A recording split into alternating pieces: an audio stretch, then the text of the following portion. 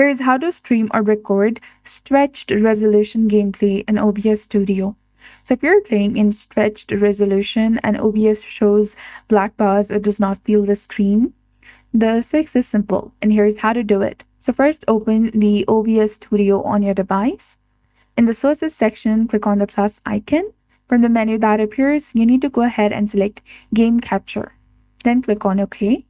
Set the mode to capture a specific window and choose your game from the window list. If your game isn't listed or does not work correctly, try window capture instead, and your game should now appear in the OBS preview. If it looks small or has black bars, right-click on the preview and hover over to transform.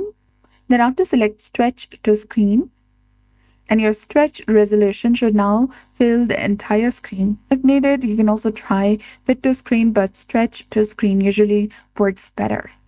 So that's it. I hope you found this video helpful. If you did, please like, share, and subscribe. Thanks for watching. We'll see you again in the next one.